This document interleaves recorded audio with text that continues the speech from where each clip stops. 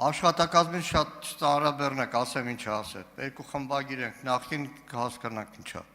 Միքայել Մինասյանի դեմ անձնական բնույթի հոդվածներ չգրելու համար հայ փոստը պայմանագիր կնքե հայկական ժամանակի հետ, բեզվազրատ թերթը ընդունելու։ Բայց մի բան ասեմ, էլի, լավ անում Նիկոլ Փաշինյանը։ Այդ խմբագիրով կհասկանան ինչա, անվերադարձ, բայց լավ անում Նիկոլ Փաշինյանը։ Այն բոլոր նախկին պաշտոնյաները,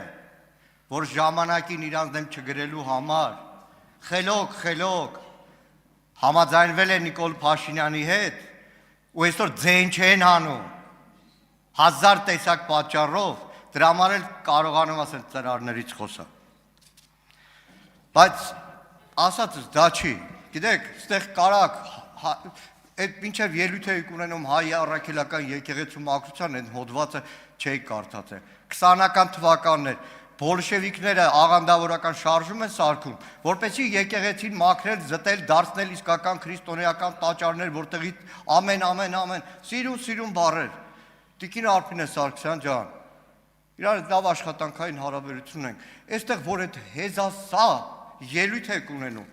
Դեկտեմբերի 25-ից մի քանի հատ հարց եմ ուղարկել ներքին գործերի նախարարություն։ Հարցրել եմ, թե այդ ոստիկանները, քրեական ոստիկանության բարձրաստիճան ոստիկան,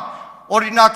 Արտուր Զաքարյան, ինչ գործ ուներ եպիսկոպոսների ուղեկցելու գործով, թե քրեական գործ է։ Դուք կարաք շատ սիրուն խոսեք, ժողովուրդ, բայց ամբողջ երկրով տերոր է ենթարկում Նիկոլ Փաշինյան, ոստիկանություն, ԱԱԾ, հասել են այնտեղ, որ երեք Մասյատոթն թեմի տերհայրը ստիպված է հայտարարություն արել, այսօր նորից ասելա, որ արտաքին ճնշման ազդեցության տակ եմ արել հայտարարություն, ինչքան է սիրուն խոսեք,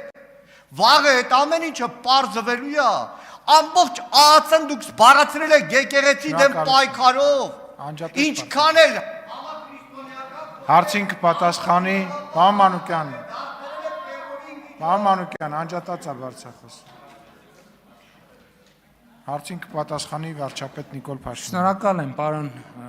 Մանուկյան հարցի համար։ Այդ որ ասում եք բեզվազվրատ թերթը վերցրել են, նախ Հայաստանի Հանրապետությունում եղել է թերթի վաճառքի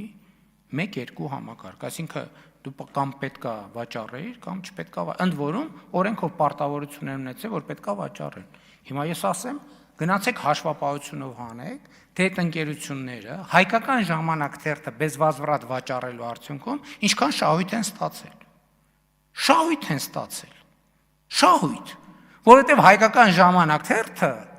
եղել է պահանջված ապրանք, կոմերցիոն պայմանագիր է,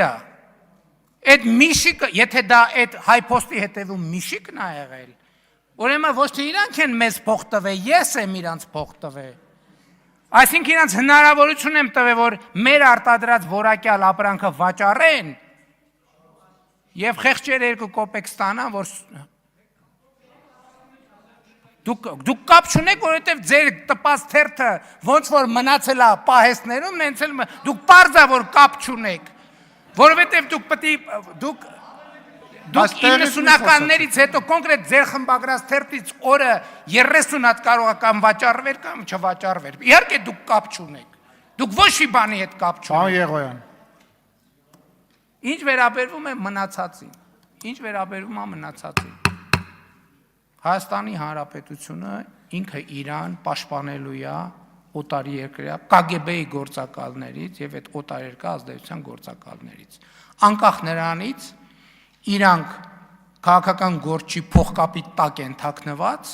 թե հոգևոր ծառայողի վեղարի տակ են թաքնված։ Հայաստանի Հանրապետությունը իրան պաշտպանելու է։ Հայաստանի Հանրապետությունը ինքը իրան պաշտպանելու է։ Հայաստանի Հանրապետության ժողովուրդը իր պետությանը պաշտպանելու է։ Հայաստանի պետությունը իր ժողովրդին պաշտպանելու է։ Թռնեք վերև, իջնեք ցած, ինչ անեք, դա անխուսափելի բան է։ Սա պետություն է, չի կարա այլ կերպ լինի։ Սա պետություն է։ Եվ պետությունը իր դերում առնելու։ Բայց ինչի՞ չեք ասում։ 2018-ից մեզ ժողովուրդը շշի է սարում թավիշ։